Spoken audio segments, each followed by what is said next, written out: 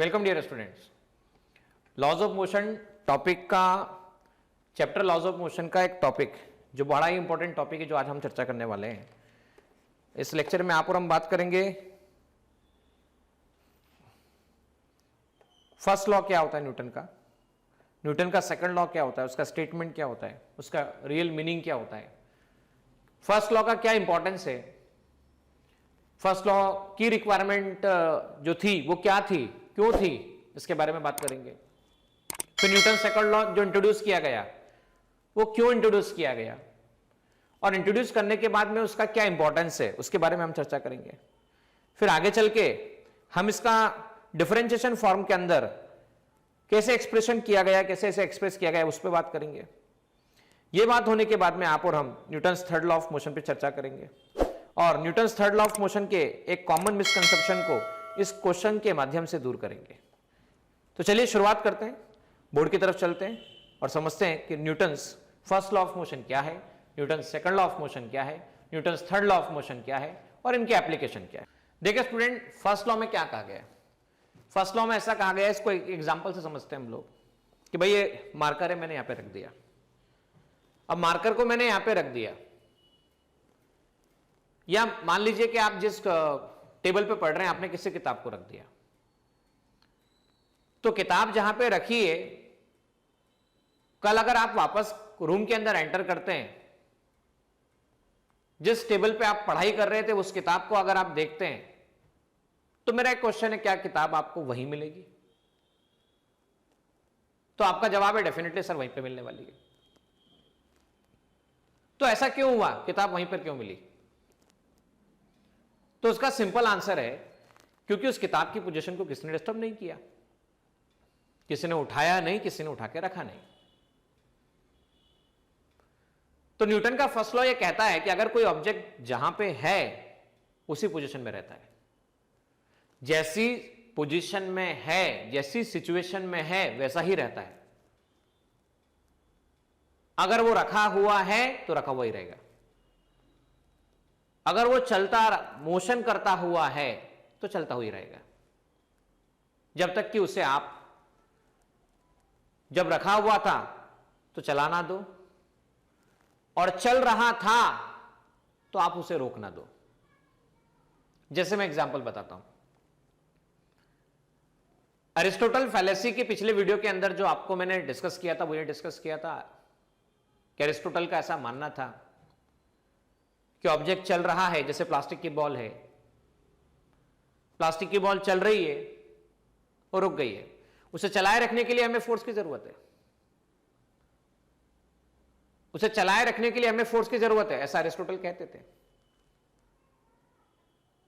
पर न्यूटन ये कहते थे कि प्लास्टिक की बॉल, या गैलीलियो के एक्सपेरिमेंट ने सजेस्ट किया, न्यूटन के मॉडिफिकेशन ने सजेस्ट किया, प्लास्टिक की जो बॉल आपने किसी सरफेस पे धक्का दिया, वो रुकी, धक्का दिया रुकी, किसने रोका? तो आप अभी तक जवाब सोच चुके हैं कि फ्रिक्शन ने रोका। अब फ्रिक्शन ने रोका, इसी कारण से ये रुका। अब फ्रिक्शन ने रोका, इस कारण से ये रुका, तो हमें उसे चलाने के लिए जो फोर्स चाहिए वो इसलिए चाहिए क्योंकि हमें फ्रिक्शन के फोर्स को ओवरकम करना है, मतलब फ्रिक्शन के फोर्स को जीतना है, उससे आगे निकलना है। इसलिए हमें क्या चाहिए? फोर्स चाहिए। थोड़े समय के लिए सोचिए, फोर्स हटा दीजिए, फ्रिक्शन गायब कर दीजिए, फ्रिक्शन जादू की छड़ी हो आपके पास में, फ्रिक्शन गायब कर दिया आपने, फिर आपने हल्का सा धक्का दे दिया तो क्या होगा?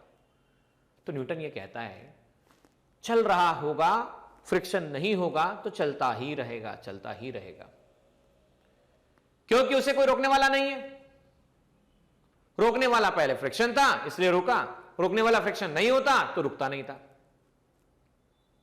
तो न्यूटन ने यही कहा, मैथमेटिकली न्यूटन के फर्स्ट लॉ को ऐसा बताया जाता है कि अगर किसी ऑब्जेक्ट पे नेट फोर्स 0 है तब उस ऑब्जेक्ट का नेट एक्सेलरेशन 0 होगा, और अगर किसी ऑब्जेक्ट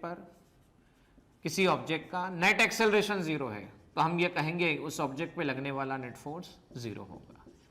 ये न्यूटन का मैथमेटिकल कंक्लूजन है, मैथमेटिकल फॉर्म में इस लॉ को बताया गया है। फर्स्ट लॉ की इंपॉर्टेंस क्या है, क्या what is the importance of first law? तो फर्स्ट लॉ हमें यह बताता है कि जिस फ्रेम के अंदर, ये मतलब रेफरेंस फ्रेम की डेफिनेशन को डिफाइन करता है। मैं आगे हालांकि ये वीडियो में डिस्कस करने वाला हूं, रेफरेंस फ्रेम के बारे में डिटेल में डिस्कशन होने वाला है, पर फिर भी मैं आपको बता देता हूं। आपने प्लास्टिक की बॉल को देखा, प्लास्टिक की बॉल को आप ऑब्जर्व कर रहे थे, कहां से कर रहे थे? बोले हम ग्राउंड पे बैठे हुए थे, वहां से ऑब्जर्व कर रहे थे। कहीं ना कहीं से तो कर रहे थे ना। जहां से आप ऑब्जर्वेशन लेते हैं उसे हम रेफरेंस फ्रेम कहते हैं। ऑब्जर्वेशन लेते वक्त रेफरेंस फ्रेम में कोऑर्डिनेट के चेंजेस को हम देखते हैं कि पार्टिकल आगे बढ़ रहा है, उसके पोजीशन कोऑर्डिनेट उसके बदल रहे हैं या वहीं पर है, और साथ साथ में टाइम के साथ में हम उसे स्टडी कर रहे होते हैं कि भाई इस टाइम पे यहां पर था, अगले टाइम पर कहां पर है। तो रेफरेंस फ्रेम मतलब क्या बोला जाता है? Set of coordinate axes along with the time. Set of coordinate axes along with the time को हम रेफरेंस फ्रेम कहते हैं बच्चों। तो ऐसा ऑब्जर्वेशन का प्लेस, ऐसा रेफरेंस फ्रेम जिसमें यह लॉ एप्लीकेबल होता है, उसे इनर्शियल फ्रेम कहा जाता है। उसे कौन सी फ्रेम कहा जाता है? इनर्शियल फ्रेम कहा जाता है। मैं कुछ एग्जांपल से और समझाना चाहूंगा। देखिए आपके पास में ये 5 kg का एक ऑब्जेक्ट है, आपके पास में 50 kg का ऑब्जेक्ट है। मेरा एक सिंपल क्वेश्चन है, मैं 5 kg के ऑब्जेक्ट को मोशन में लाना चाहता हूं और 50 kg के ऑब्जेक्ट को भी मोशन में लाना चाहता हूं, ज्यादा फोर्स किस केस में लगेगा? ज्यादा फोर्स किस केस में लगेगा? जवाब दीजिएगा। तो ऑब्वियस आंसर आपका निकल कर आया होगा, 50 kg के ऑब्जेक्ट को मोशन में लाने के लिए ज्यादा फोर्स की जरूरत पड़ने वाली है। इसका एक और उल्टा एग्जांपल, 5 kg का कोई स्टोन था, चल रहा था 10 मीटर पर सेकंड से। 50 kg का कोई स्टोन था इस फॉर्म में, सिलिंड्रिकल फॉर्म में, वो भी चल रहा था 10 मीटर पर सेकंड से। मेरा फिर से आप लोगों को एक प्रश्न है, 5 kg और 15 kg में से, 5 kg और 50 kg में से, 15 नहीं 50 kg में से रोकने के लिए ज्यादा फोर्स किस केस में लगेगा? रोकने के लिए ज्यादा फोर्स किस केस में लगेगा? 10 मीटर पर सेकंड, 10 मीटर पर सेकंड। ज्यादा फोर्स, ज्यादा ताकत किस केस में लगेगी? तो 5 kg और 50 kg में से रोकने के लिए ज्यादा फोर्स लगने वाला है किसको? 50 kg को। Getting the point? 50 kg को। मतलब जिसका मास ज्यादा है वो चल के आ रहा था, चल के आ रहा था, मैं चाहता था रुक जाए, मैं चाहता था पोजीशन चेंज हो जाए, मैं चाहता था स्टेट बदल जाए। चल के आ रहा था, रुकना चाहता था, स्टेट चेंज करना चाहता था। तो जिसका मास ज्यादा था उसको, उसकी स्टेट चेंज करने में मुझे ज्यादा एफर्ट लेने पड़े। ये रेस्ट पर था, मैं चाहता था कि ये मोशन में आ जाए। ये रेस्ट पर था, मैं चाहता था ये मोशन में आ जाए। ये मोशन में आ जाए मतलब, रेस्ट से मोशन में आ जाए मतलब इसकी स्टेट, इसकी पोजीशन, स्टेट को मैं चेंज करना चाहता था। तो ज्यादा एफर्ट किस केस में लग रहे हैं? जिसका मास ज्यादा है। तो किसी ऑब्जेक्ट की ये जो प्रॉपर्टी हम बात कर रहे हैं, जब वो अपनी स्टेट चेंज में अपोजिशन डेवलप करता है, उसे इनर्शिया वर्ड यूज किया गया है। उसे क्या कहा गया है? इनर्शिया यूज किया गया है। तो इनर्शिया को क्या कहा गया? इनर्शिया मतलब ऐसी property, property by virtue of it an object opposes change in its present position, present situation, present state. Property of object due to which it opposes change in present state, जो दो तरह की हो सकती है। Either motion चलती रही हो या फिर रेस्ट, इज कॉल्ड इनर्शिया। इसे क्या कहा जाता है? इनर्शिया कहा जाता है। मतलब हमने देखा more mass more opposition, more mass more opposition, more opposition that means more inertia. जिसका मास ज्यादा उसका इनर्शिया ज्यादा। तो inertia, types of inertia, types of inertia, तीन तरह का इनर्शिया। पहला इनर्शिया कौन सा? Inertia of rest. दूसरा इनर्शिया कौन सा? Inertia of motion. और तीसरा इनर्शिया आपके पास में कौन सा? That is called inertia of direction. देखिए रेस्ट और मोशन का इनर्शिया मैं आपको समझा चुका हूं। ये रेस्ट वाला हो गया है, ये मोशन वाला हो गया, दोनों को। डायरेक्शन के बारे में बात करते हैं। डायरेक्शन को आप ऐसे समझ सकते हैं कि मान लो आपके पास एक सर्कुलर पाथ है, इस पे फोर व्हीलर चलता हुआ आ रहा है सर्कुलर पाथ। आप सडन शार्प टर्न ले लेते हैं, जा रहे थे इस तरफ, सडन शार्प टर्न ले लेते हैं, तो क्या होता है? बोले जैसे सडन शार्प टर्न लेते हैं तो हम जा रहे, हम बैठे हुए थे अंदर ऐसा सीधा, सडन शार्प टर्न लिया तो हमको धक्का लगता है सर बाहर की तरफ। एक्चुअलिटी में होता है ऐसा, जहां आप ऐसे रहे, ऐसे जा रहे, देखो ध्यान से, ऐसे जा रहे, ऐसा टर्न लिया, घुमाया, तो ड्राइवर ने जैसे ही ऐसा टर्न लिया तो आपकी डायरेक्शन ऐसे थी, तो आपकी डायरेक्शन जैसी थी वैसे ही रहना चाहती थी। आपने सडन चेंज लाया तो डायरेक्शन में सडन चेंज के कारण अब आप क्या फील करेंगे कि भाई जाना था इस तरफ, सडन चेंज ला दिया तो डायरेक्शन इंस्टेंट चेंज नहीं हुई, तो जर्क आपको फील हुआ। देखिए स्टूडेंट, आपने और हमने भी फिलहाल बोर्ड पर Newton first law of motion समझा, हमने लॉ ऑफ इनर्शिया सीखा, इनर्शिया कितने टाइप का होता है उसके बारे में समझा, इनर्शिया क्या होता है उसके बारे में समझा। अब न्यूटन के सेकंड लॉ की तरफ हम चलते हैं और देखते हैं कि न्यूटन का सेकंड लॉ क्या कहता है। देखिए न्यूटन का सेकंड लॉ कहता है the rate of change of linear momentum of a rigid body is directly proportional to applied force F equal to dp by dt। Newton का सेकंड लॉ जिस format में एक्सप्रेस किया गया है वो फॉर्मेट ऐसा है। देखिए हम जानते हैं मोमेंटम मास इनटू वेलोसिटी होता है। मोमेंटम क्या होता है? मास इनटू वेलोसिटी होता है। ये रहा मास, ये रहा वेलोसिटी। अगर मास को कांस्टेंट माना जाए तो मास को अगर कांस्टेंट माना जाए तो इसे बाहर निकाला जा सकता है डिफरेंशिएशन करके, rate of change of velocity is called acceleration, ऐसा कहा जा सकता है।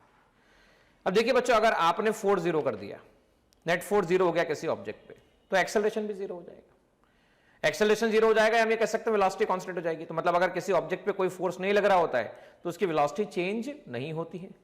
और ये कुछ और नहीं, न्यूटन का फर्स्ट लॉ था जो आपने और हमने सीखा। देखिए कई सिचुएशन ऐसी होती है कि जब मोमेंटम की हम बात करते हैं, जैसे कि जो कि product of mass into velocity होता है, तो मास और वेलोसिटी कांस्टेंट नहीं होते, मतलब मास भी चेंज होता है और वेलोसिटी भी बदलती है। अब आप बोलेंगे सर ऐसी कौन सी सिचुएशन है जिसमें मास और वेलोसिटी दोनों बदलते हैं? आपने कभी देखा है पानी का टैंकर?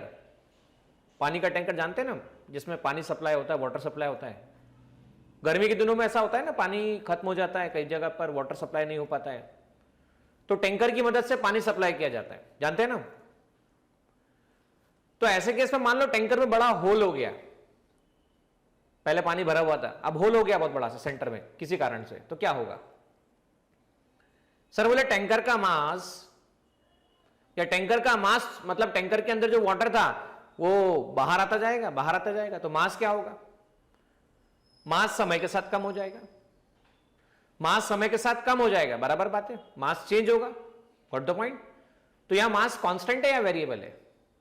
भाई मास कम होता जा रहा है, मतलब मास तो वेरिएबल है। रॉकेट की लॉन्चिंग में भी थोड़ा गौर कीजिएगा। रॉकेट की लॉन्चिंग में आप जानते हैं कि जब रॉकेट लॉन्च किया जाता है, first stage, second stage, third stage, ऐसे स्टेजेस कनेक्टेड रहते हैं। फर्स्ट स्टेज में लोअर मोस्ट पोर्शन से जो फ्यूल है अगर वो बर्न हो जाता है तो जो पोर्शन होता है लोअर स्टेज वाला पोर्शन उसे डिटैच कर दिया जाता है। डिटैच मतलब हटा दिया जाता है। अब पहले 3 मान लीजिए चैम्बर थे, फर्स्ट सेकंड थर्ड, उसमें से मान लो एक चैम्बर हटा दिया तो क्या हुआ? एक चैम्बर हटा दिया तो कितने चैम्बर बचे? 2 चैम्बर बचे।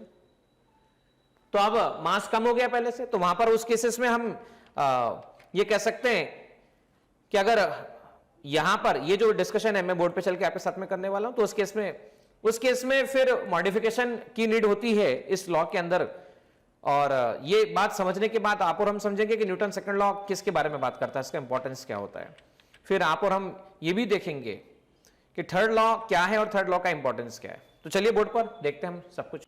देखिए बच्चों, Newton second law of motion के बारे में बात कर रहे हैं। तो क्या स्टेटमेंट था? स्टेटमेंट था rate of change of linear momentum. Rate of change of which momentum? Linear momentum is directly proportional to applied force. जो हम फोर्स अप्लाई करते हैं उसके डायरेक्टली प्रोपोर्शनल होती है। सर मतलब क्या हुआ? मतलब हुआ dp by dt, मैं आपको पहले भी सिखा चुका हूं मोमेंटम क्या होता है। तो मोमेंटम होता है product of mass into velocity, mass into velocity. So आप फोर्स को क्या लिख पाएंगे? Differentiation mass into velocity. ये हो गया फर्स्ट फंक्शन, ये सेकंड फंक्शन। मैं आप लोगों को डिफरेंशिएशन का मल्टीप्लिकेशन रूल सिखा चुका था चैप्टर मैथमेटिकल मेथड्स के अंदर, हम लोगों ने बात की थी। फिर भी मैं इसे रिवाइज करवा रहा हूं, समझा रहा हूं। डिफरेंशिएशन का रूल फर्स्ट सेकंड फंक्शन का ये कहता है first function as it is differentiation of second function, second function as it is differentiation of first function, इसे ऐसा कहा जा सकता है।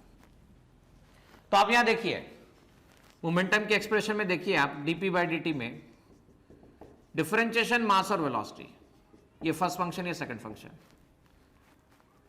सो हम ये कह सकते हैं first function as it is मतलब mass as it is, differentiation of velocity dv by dt. Now second function as it is velocity, differentiation of first function. अब मैंने ये कहा कि यहां पे तीन केस पॉसिबल है। भाई पहला केस ऐसा पॉसिबल है, केस फर्स्ट क्या? जैसे कि प्लास्टिक की एक बॉल है, मान लेते हैं इसका मास है 50 ग्राम। आपने बैट से इसे हिट किया, मतलब मारा, बॉल चल गई, बॉल आगे बढ़ गई। अब मेरा एक क्वेश्चन है कि प्लास्टिक की बॉल का मास आपके हिट करने के बाद चेंज होता है क्या? प्लास्टिक की बॉल का मास आपके हिट करने के बाद चेंज होता है क्या? तो डेफिनेटली आपका जवाब आने वाला है सर कि हिट करने के बाद प्लास्टिक की बॉल का मास चेंज नहीं होता, मतलब मास कांस्टेंट है। और अगर मास कांस्टेंट है तो मैं कहता हूं कांस्टेंट का डिफरेंशिएशन आप क्या जानते हैं? मुझे बताइए। Differentiation of any constant is 0। तो मैं कह सकता हूं dm by dt, जिसे कहते हैं rate of change of mass. तो rate of change of mass क्या हो गया? सर बोले rate of change of mass 0 हो गया। अब अगर ये 0 हो गया तो मॉडिफिकेशन कैसा आया? f m dv by dt plus v dm by dt। Now dm by dt कितना है? तो 0 आ गया। फोर्स इक्वल टू आ गया mass, rate of change of velocity, velocity into 0। So force आ गया m dv by dt। और आप जानते हैं rate of change of velocity, मैंने कैसे कहा था? Rate of change of velocity is called, sir बोले एक्सेलरेशन कहते हैं। तो यहां पे कहा जा सकता है force equal to mass into acceleration. ये एक स्टेटमेंट आ चुका है। देखो मैंने ये भी कहा था कि केस नंबर सेकंड आप देख सकते हो। केस नंबर सेकंड में क्या हो सकता है कि भाई यहां पर वेलोसिटी कांस्टेंट हो लेकिन मास वेरिएबल हो। मास क्या हो? वेरिएबल हो। अब वेलोसिटी कांस्टेंट हो लेकिन मास वेरिएबल हो, बराबर है। ये केस भी पॉसिबल है। अगर वेलोसिटी कांस्टेंट हो गया तो rate of change of velocity, जिसे कि हम एक्सेलरेशन कहते हैं, और कांस्टेंट का डिफरेंशिएशन बता चुका हूं जो कि 0 आता है। कांस्टेंट का डिफरेंशिएशन क्या आता है? 0 आता है। अब कांस्टेंट का डिफरेंशिएशन 0 आता है, इस एक्सप्रेशन को आप थोड़ा ध्यान से देखिए। f m dv by dt plus v dm by dt, ऐसा लिखा जा सकता है। ठीक है ना? अब dv by dt क्या हो गया आपके पास में? 0 आ चुका है। देखिए वेलोसिटी कांस्टेंट है, वेलोसिटी कांस्टेंट है तो एक्सेलरेशन क्या आ गया? 0 आ गया। सो आप और हम कह सकते हैं mass into 0 plus v dm by dt। So force equal to आ चुका है v dm by dt, velocity multiply by rate of change of mass, velocity multiply by rate of change of mass, इसे कहा जा सकता है। अब यहां पे केस नंबर 3 ऐसा भी हो सकता है कि मास भी कांस्टेंट ना हो और वेलोसिटी भी कांस्टेंट ना हो, दोनों वेरिएबल हो, तब तो ये रिलेशन लग ही रहा है, क्या, M D V by D T plus V D M by D T. देखिए वेरिएबल मास सिस्टम के एग्जाम्पल में रॉकेट प्रोपल्शन प्रिंसिपल आता है, वेरिएबल मास सिस्टम के एग्जाम्पल में रॉकेट प्रोपल्शन प्रिंसिपल आता है, जिस पर हम बात करेंगे। हालांकि वो महाराष्ट्र सीईटी के एग्जामिनेशन के पॉइंट ऑफ व्यू से कोई ज्यादा खास महत्व नहीं रखता है, लेकिन नीट की एग्जाम की बात करें तो उस पर क्वेश्चन पूछे गए हैं, जेडबल मेंस में भी पूछे जा सकते हैं, तो वो एक उस हिसाब से प्रिंसिपल इंपॉर्टेंट होता है। अब हमने ये समझ लिया कि फोर्स को हम कहते हैं, वापस देखिएगा, फोर्स को क्या कहते हैं, rate of change of momentum is directly proportional to applied force. और उसका एक केस हमने ये भी देख लिया कि मास अगर कांस्टेंट हो तो फोर्स की वैल्यू मास इनटू एक्सेलरेशन दी जाती है। मैं यूनिट की बात करता हूं, यूनिट में देखिए अगर मैं मास लेता हूं 1 किलोग्राम, एक्सेलरेशन की बात करता हूं 1 मीटर पर सेकंड स्क्वायर, मतलब क्या हुआ, मैंने 1 kg का एक ऑब्जेक्ट लिया जिसपे मैंने फोर्स लगाया, कितना फोर्स लगाया, जिससे कि इसका एक्सेलरेशन 1 मीटर पर सेकंड स्क्वायर हो गया, जिससे कि इसका एक्सेलरेशन 1 मीटर पर सेकंड स्क्वायर से एक्सेलरेट हो गया है, एक्सेलरेट हो गया है, तो वो जो फोर्स कहलाएगा उस फोर्स को 1 न्यूटन कहा जाएगा। 1 किलोग्राम मास पर इतना फोर्स लगाओ जिससे कि उसका एक्सेलरेशन 1 मीटर पर सेकंड स्क्वायर हो जाए, तब जो लगने वाला फोर्स होता है उसे कितना न्यूटन कहा जाता है, 1 न्यूटन कहा जाता है। वापस सुनना, मैं क्या कह रहा हूं, अमाउंट ऑफ फोर्स, इतना फोर्स विच प्रोड्यूसेस, जो डेवलप कर देता है,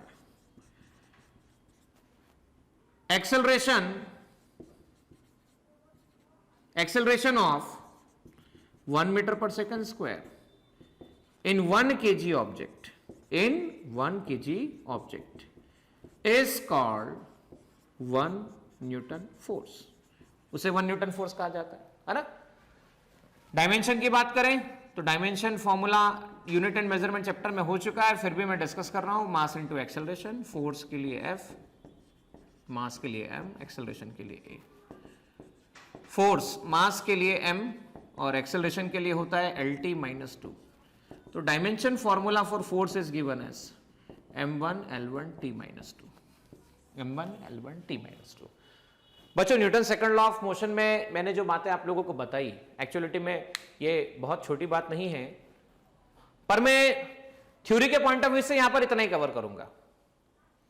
अपार्ट फ्रॉम थ्योरी जब मैं नेक्स्ट लेक्चर आपके सामने थर्ड लॉ कंप्लीट करने के बाद लेकर आऊंगा, मतलब नेक्स्ट लेक्चर मेरा जो भी होगा वो प्रॉब्लम वाला लेक्चर होगा, problem based on Newton first law of motion, problem based on Newton second law of motion, फिर रहेगा problem based on Newton third law of motion. तो इन प्रॉब्लम के वीडियोस में आप देखेंगे कितनी वैरायटी ऑफ क्वेश्चन फ्रेम होती है Newton second law of motion से। तो थ्योरेटिकल पॉइंट ऑफ व्यू से एक दो बात और इंपॉर्टेंट है जो मैं डिस्कस कर रहा हूं, बाकी फिर कह रहा हूं problem based on Newton first law of motion, problem based on Newton second law of motion, problem based on Newton third law of motion. ये तीनों के तीनों सेपरेट वीडियो बनेंगे, उन वीडियोस के अंदर बहुत सारे क्वेश्चंस मैं आपके साथ में वर्कआउट करूंगा। यहां पर एक बात और है कि जिसे मैंने ये जो डिस्कशन किया ये एमके सिस्टम के हिसाब से किया। अगर आप एमके सिस्टम के प्लेस पर, अगर सीजीएस सिस्टम की बात करते हैं, सीजीएस सिस्टम मतलब centimetre gram second system, length को सेंटीमीटर में, मास को ग्राम में, टाइम को सेकंड में मेजर कर रहे हैं, तो उस केस में force equal to mass into acceleration से मास होता था 1 ग्राम और एक्सेलरेशन हो जाता था 1 सेंटीमीटर पर सेकंड स्क्वायर। तो 1 gram centimetre per second square, सो 1 gram centimetre per second square को आप कहते हैं 1 डाइन। 1 डाइन, वापस सुनना, सो 1 डाइन का मतलब क्या हुआ, amount of force which produces 1 centimetre per second square acceleration in 1 gram object is called 1 dyne, is called 1 dyne. Dyne that is equal to 1 kilogram centimetre per second square. देखिए मैं measurement chapter में बात बता चुका हूं, Newton और dine में कितना रिलेशन होता है, तो 1 न्यूटन होता है 10 to the power 5 dyne, so 1 newton that is equal to 10 to the power 5 dyne. एक और यूनिट सिस्टम होता है जो क्वेश्चन सॉल्व करने में आपकी मदद करता है, और वो यूनिट सिस्टम ऐसा है बच्चों, देखिए ध्यान से, वो यूनिट सिस्टम ऐसा है कि अगर मान लीजिए force equal to mass into acceleration के इस पॉइंट को देखा जाए, मैं 1 kg के ऑब्जेक्ट को यहां से 1 kg का ऑब्जेक्ट लिया और इसे ड्रॉप कर दिया, 1 kg के ऑब्जेक्ट को ड्रॉप किया। जैसे मैं 1 kg के ऑब्जेक्ट को ड्रॉप करता हूं तो क्या होता है, 1 kg के ऑब्जेक्ट को ड्रॉप करने पर एक्सेलरेशन जो होता है वो एक्सेलरेशन ड्यू टू ग्रेविटी होता है। ड्रॉप किया, खींचा किसने? सर बोले खींचा ग्रेविटेशनल फोर्स ने। अच्छा, ग्रेविटेशनल फोर्स ने खींचा मतलब डाउनवर्ड खींचा, बराबर है। अब acceleration due to gravity downward direction में जी, तो फोर्स इक्वल टू कितना आ जाएगा 1 किलोग्राम, एक्सेलरेशन कितना आएगा g मीटर पर सेकंड स्क्वायर, और g का मैग्नीट्यूड कितना होता है तो 9.8 मीटर पर सेकंड स्क्वायर होता है। सो 1 किलोग्राम इंटू 9.8 मीटर पर सेकंड स्क्वायर, तो आप इसे क्या कह सकते हैं, इसे कह सकते हैं 9.8 किलोग्राम मीटर पर सेकंड स्क्वायर, जिसे कहा जाएगा न्यूटन। सो ये जो फोर्स कहलाता है इसे कहते हैं 1 kgf, 1 kgf, 1 kilogram force, 1 kilogram force मतलब 1 किलोग्राम के ऑब्जेक्ट पर, किस पर, 1 किलोग्राम के ऑब्जेक्ट पर अर्थ जितना फोर्स लगाता है, अर्थ जितना फोर्स लगाता है उसे कहा जाता है 1 kgf, और वो फोर्स होता है 9.8 न्यूटन। कितना होता है 9.8 Newton. Newton second law of motion की थ्योरी को लगभग कंप्लीट करने के बाद अब हम बात कर रहे हैं Newton's third law of motion, Newton's third law of motion. Newton third law of motion क्या कहता है? Newton third law of motion का स्टेटमेंट बता देता हूं जो कि आप बचपन से सुनते आ रहे हैं। every action has equal and opposite reaction.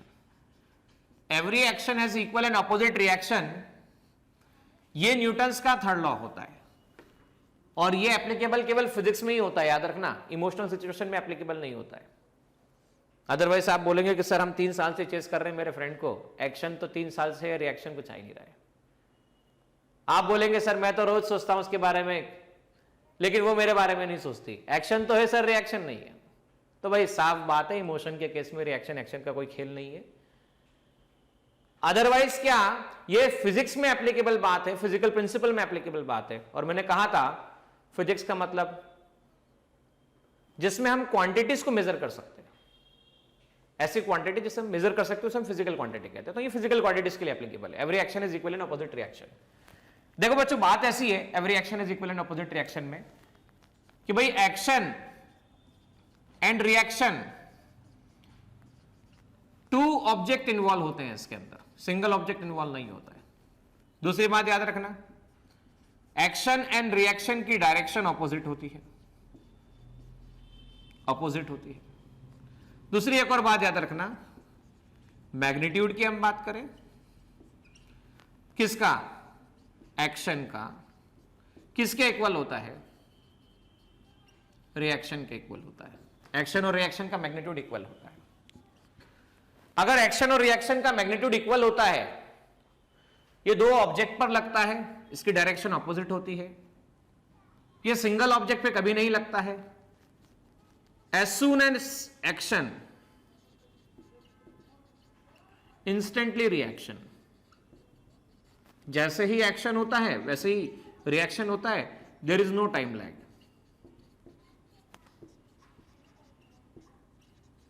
एक और बात, it is not compulsory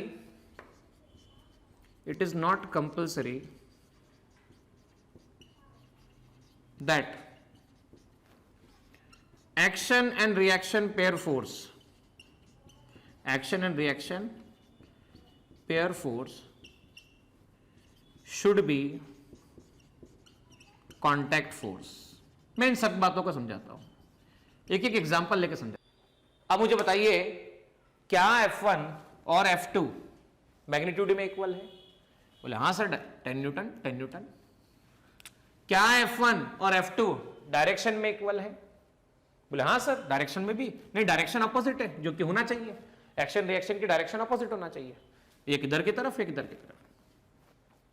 sir ये भी है एक्शन रिएक्शन, मैग्नीट्यूड है, डायरेक्शन है, पर मैं एक क्वेश्चन पूछ रहा हूं, क्या ये दोनों फोर्स सिंगल ऑब्जेक्ट पे लग रहे हैं या इसमें 2 ऑब्जेक्ट इन्वॉल्व हो रहे हैं? तो सर बोले एक्शन रिएक्शन में 2 ऑब्जेक्ट होना चाहिए, यहां पर एक ही ऑब्जेक्ट पे दोनों फोर्स लग रहे हैं, एक ही ऑब्जेक्ट पे दोनों फोर्स लग रहे हैं। मतलब क्या हुआ? क्या ये एक्शन रिएक्शन पेयर फोर्स की कैटेगरी में आता है? तो सर नहीं आता है। दूसरा एग्जांपल समझना, एम मास का ऑब्जेक्ट 5 किलोग्राम का एक ऑब्जेक्ट मैं ग्राउंड पे रखता हूं, टेबल पे रखता हूं। मैं अगर टेबल को हटा देता, मान लो ये टेबल हटा देता, तो आप ही बताइए बच्चों, टेबल के हटाने के बाद ये ब्लॉक कहां जाता? आप अभी तक सोच चुके और आप सही सोच चुके कि सर टेबल के हटाने के बाद ये ब्लॉक नीचे गिरता, टेबल के हटाने के बाद ये ब्लॉक नीचे गिरता, कौन खींचता? बोले ग्रेविटेशनल फोर्स। कितना लगता? m इंटू जी। m इंटू जी मतलब 5g। तो मुझे बताइए ब्लॉक को खींचा किसने? ग्रेविटेशनल फोर्स ने। ये गिरता कब? जब टेबल नहीं होती तब। अभी किसके कांटेक्ट में है? अभी किसके कांटेक्ट में है? सर टेबल के कांटेक्ट में है। तो ब्लॉक ने ये जो mg फोर्स लगाया वो किस पे लगाया? टेबल पे लगाया। ब्लॉक ने जो mg फोर्स लगाया वो किस पे लगाया? टेबल पे लगाया। बराबर बात है। अब मेरा एक और प्रश्न आप सभी स्टूडेंट से, ब्लॉक ने टेबल पे फोर्स लगाया, तो आप बताइए क्या ब्लॉक टेबल में होल करते हुए, छेद करते हुए नीचे गिर जाता है? बोले सर ब्लॉक अगर कम मास का रहा तो टूटता नहीं टेबल। मतलब ब्लॉक का मोशन नहीं हो पाता है, ब्लॉक का मोशन नहीं हो पाता है। और आप तो बचपन में सीख चुके हैं, और मैं आपको पहले भी बता चुका हूं कि अगर मोशन नहीं हो रहा है मतलब इक्विलिब्रियम है, मतलब जितना नीचे फोर्स लग रहा होगा उतने ऊपर लग रहा होगा। सर बोले कैसे? जैसे मुझे कोई बच्चा खींचता है इधर से, एक और स्टूडेंट इधर से खींचता है, दोनों स्टूडेंट मुझे सेम फोर्स से खींचते हैं, तो क्या होगा? आपको क्या लगता है? सर बोले मोशन नहीं होगा। तो अगर मोशन नहीं हो रहा है तो बैलेंस फोर्स कंडीशन है या अनबैलेंस फोर्स कंडीशन है? सर अगर मोशन नहीं हो रहा है तो बैलेंस फोर्स कंडीशन है। मतलब 5g अगर नीचे लग रहा है, और ये देखिए सरफेस के साथ में 5g का एंगल कितना है? सरफेस के साथ में 5g का एंगल कितना है? सर बोले 90 डिग्री एंगल है। हाँ बिल्कुल सही बात है, सरफेस के साथ में 5g का एंगल कितना है? सर 90 डिग्री एंगल है। ब्लॉक ने जो ग्रेविटेशनल पुल एक्सर्ट किया, किस पे किया? ग्रेविटेशनल पुल एक्सर्ट हुआ ब्लॉक पर, वो जो फोर्स लगा किसको कांटेक्ट में लेके आया? ब्लॉक को टेबल के कांटेक्ट में लेके आया। अब ब्लॉक मोशन किया? नहीं किया। मोशन नहीं किया मतलब नेट फोर्स कितना होगा? 0 होगा। मतलब बैलेंस होगा, अनबैलेंस होगा, बैलेंस होगा। तो मतलब नीचे टेबल से ब्लॉक पर एक फोर्स लगा, और वो भी सरफेस से कितने एंगल पे लगा? सरफेस से 90 डिग्री एंगल पे लगा। उसी फोर्स को हमने कहा नॉर्मल। क्या कहा बच्चों? नॉर्मल। क्योंकि नॉर्मल मतलब परपेंडिकुलर टू सरफेस, तो इस सरफेस से परपेंडिकुलर मतलब नॉर्मल। तो ब्लॉक ने एक्सर्ट किया, टेबल ने एक्सर्ट किया ब्लॉक पर फोर्स, और जैसा कि ये बैलेंस फोर्स है मतलब नॉर्मल की वैल्यू mg के इक्वल है। अब आप खुद देखिए बच्चों, एक्चुअलिटी में देखा जाए तो फोर्स एक्सर्शन का जो काम था वो ग्रेविटेशनल फोर्स के कारण हुआ है, पर भैया ब्लॉक तो टेबल के कांटेक्ट में है, तो 5g टेबल पे इंसर्ट हुआ, टेबल पे एक्सर्ट हुआ, टेबल ने ब्लॉक पे फोर्स लगाया, तभी तो वो बैलेंस है। तो देखो यहां पर एक्शन रिएक्शन, दूसरा डायरेक्शन देखो, नॉर्मल mg की डायरेक्शन ऑपोजिट है। मैग्नीट्यूड चेक करो, जितना इसका है उतना ही इसका है, तभी तो बैलेंस है, तभी तो रेस्ट पर है। कितने ऑब्जेक्ट इन्वॉल्व है? Block and table, table and block. Sir बोले 2 ऑब्जेक्ट इन्वॉल्व है। तो उम्मीद करता हूं यह बात आपको समझ में आ चुकी है। अब एक और बात समझाता हूं मैं समझाता हूं कि सपोज ये सन है और अर्थ उसके आसपास रिवॉल्व कर रही है। तो ये सन, ये अर्थ, mass of sun, mass of earth. अच्छा, इनके बीच में डायरेक्ट कोई कांटेक्ट दिखता है क्या? मास और अर्थ, सन के बीच में कोई डायरेक्ट कांटेक्ट है? नहीं है। तो भी इनके बीच में लगने वाला फोर्स ग्रेविटेशनल फोर्स है। सन अर्थ को अट्रैक्ट करता है, फोर्स लगा अर्थ पर सन के कारण। अर्थ अट्रैक्ट करती है सन को, फोर्स लगा सन पर अर्थ के कारण। दोनों की डायरेक्शन देखो कैसी है, अपोजिट है। कितने ऑब्जेक्ट इन्वॉल्व है? 2 ऑब्जेक्ट इन्वॉल्व है। कॉन्टैक्ट है या विदाउट कॉन्टैक्ट है? पिछले एग्जांपल में कॉन्टैक्ट था, इस एग्जांपल में कॉन्टैक्ट नहीं है। वैसे ही 2 चार्ज पार्टिकल, तो ये भी एक फोर्स, कौन सा फोर्स होता है भाई? ये भी कौन सा एग्जांपल होता है? एक्शन रिएक्शन होता है। मैं बताता हूं आपको एक और बात भाई। आप जानते हैं कि इलेक्ट्रॉन और एक प्रोटॉन, इलेक्ट्रॉन का चार्ज मैं ले रहा हूं -C और प्रोटॉन के लिए ले रहा हूं +C। आप जानते हैं ना अपोजिट चार्ज क्या करते हैं? अपोजिट चार्ज क्या करते हैं? सर बोले पॉजिटिव नेगेटिव में अट्रैक्शन होता है, आकर्षण। मान लेता हूं A और B। सो A ने B को अट्रैक्ट किया, यहां नोटिस करना, A ने B को अट्रैक्ट किया, फोर्स लगा B पर A के कारण और फोर्स लगा A पर B के कारण, यहां से यहां तक R। दोनों के डायरेक्शन बताओ मुझे, क्या डायरेक्शन? डायरेक्शन दोनों की ऑपोजिट है या सेम है? देखो इसकी डायरेक्शन राइट, इसकी डायरेक्शन लेफ्ट, ऑपोजिट डायरेक्शन। कितनी बॉडी इन्वॉल्व है, कितने ऑब्जेक्ट इन्वॉल्व है? पहला चार्ज, दूसरा चार्ज, 2 ऑब्जेक्ट इन्वॉल्व है। नेट फोर्स 0 है। बेसिकली नेट फोर्स बोले 0 तो बोले तो जितना मैग्नीट्यूड इसका है उतना ही मैग्नीट्यूड इसका है। जैसे ही एक्शन लगा वैसे ही रिएक्शन हुआ, तो ये भी रिएक्शन। तो पर क्या कांटेक्ट में है? क्या ये कांटेक्ट में है? नहीं है। मतलब एक्शन एंड रिएक्शन के लिए जरूरी नहीं होता कि ये आपस में कांटेक्ट में हो। तो इस तरह से मैं न्यूटन्स के first law, second law, third law, इनकी थ्योरी के बारे में आपसे चर्चा कर चुका हूं। आने वाले जो भी वीडियो रहेगा, नेक्स्ट वीडियो में Newton first law of motion, second law of motion, third law of motion के एग्जांपल्स पे हम चर्चा करेंगे, न्यूमेरिकल्स को हम सॉल्व करेंगे। अब हम बात करते हैं, स्क्रीन पे चलते हैं और देखते हैं कि आखिर इन लॉ के इंपॉर्टेंस क्या क्या है, क्या क्या इन लॉ के इंपॉर्टेंस है, उनको हम कंक्लूड करते हैं। देखिए स्टूडेंट, हमने अभी बोर्ड पर फर्स्ट लॉ समझ लिया, सेकंड लॉ समझ लिया, थर्ड लॉ समझ लिया। इनके इंपॉर्टेंस के बारे में समझते हैं। तो पहले लॉ में हमको क्या बताया, तो हमें स्टेट ऑफ रेस्ट और स्टेट ऑफ यूनिफॉर्म मोशन, इन दोनों के बारे में हमें इसने जानकारी दी, समझाया। हमें बताया कि नेट अनबैलेंस फोर्स जो होता है वो दोनों के स्टेट को बदलने के लिए जरूरी होता है। 5 किलो का पत्थर बताया था, 50 किलो का बताया था स्टोन मैंने, भाई चल रहा था तो भी रोकने के लिए फोर्स लग रहा है, रेस्ट पर है तो भी फोर्स लग रहा है। तो both these are referred to as a state of motion. The distinction between state of rest and uniform motion lies the choice of reference frame. तो मैंने बताया था इसके माध्यम से कि भाई फ्रेम ऑफ रेफरेंस को डिफाइन करने में इसने मदद की। हमें बताया कि फोर्स एक ऐसी फिजिकल क्वांटिटी होती है जो स्टेट ऑफ मोशन या स्टेट ऑफ रेस्ट को चेंज करने के लिए यूज होती है। इसके बारे में हमें जानकारी दी कि भैया स्टेट बदलना है तो अपने आप से नहीं होगा, कुछ एक्सटर्नल तो लगना ही पड़ेगा। हमें सेकंड लॉ ने क्या बताया, तो सेकंड लॉ ने हमें यह समझाया कि फोर्स को आखिर मेजर कैसे किया जाए। क्वांटिटेटिव डिस्कशन था कि भाई कैसे मेजर किया जाए। फर्स्ट लॉ ने हमें यह समझाया, इनर्शिया की प्रॉपर्टी के बारे में हमें फर्स्ट लॉ ने समझाया था कि इनर्शिया क्या होता है, इनर्शिया कितने टाइप का होता है।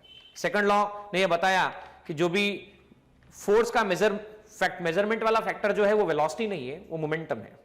हमने यहां से मोमेंटम के टर्म को सीखा और यहां से एरिस्टोटल फैलेसी की जो समस्या थी, जैसा कि मैंने पिछले वीडियो में बताया था कि एरिस्टोटल फैलेसी के हिसाब से एरिस्टोटल ने क्या माना था, उस बात को भी हम यहां से क्लियर कर पाए थे। थर्ड लॉ की हम बात करते हैं। थर्ड लॉ ने एक्शन रिएक्शन पेयर क्या होता है इसको समझाया। ये 2 अलग अलग ऑब्जेक्ट पे लगता है, इसके बारे में जानकारी दी। भाई मान लो एक्स और वाई 2 ऑब्जेक्ट है, मान लो एक्स फोर्स लगाता है, किस पे लगाता है, वाई पे फोर्स लगाता है। भाई मान लो एक्स फोर्स लगाता है, वाई पे लगाता है, तो कौन एक्सपीरियंस कौन कर रहा है, वाई कर रहा है। किसके कारण कर रहा है, एक्स के कारण। तो इसे ऐसे भी लिखा जाता है, जो पहले आता है वो एक्सपीरियंस करता है। देखो ध्यान से, यहां पहले कौन आया, सर पहले वाई आया, तो फोर्स एक्सपीरियंस वाई ने किया। किसके कारण किया, एक्स के कारण किया। यहां देखो पहले कौन आया, एक्स आया, तो फोर्स एक्सपीरियंस किया एक्स ने किया। किसके कारण किया, वाई के कारण किया। ये बातें हम डिस्कस कर चुके थे। इसने यह भी बताया कि अर्थ और मून के बीच में, अर्थ और सन के बीच में जो फोर्स लगते हैं वो non contact action reaction pair force होते हैं। तो अब मैं आप लोगों से नेक्स्ट वीडियो के अंदर बात करूंगा कि आखिर इनर्शियल फ्रेम ऑफ रेफरेंस और non inertial frame of reference क्या होता है, इनकी जरूरत क्या महसूस हुई। फर्स्ट लॉ को हम इलेबोरेट करते हुए inertial frame and non inertial frame of reference पर हम बात करेंगे और देखेंगे कि आखिर नॉन इनर्शियल फ्रेम की जरूरत क्या हुई और न्यूटन्स फर्स्ट लॉ के लिमिटेशन क्या थे।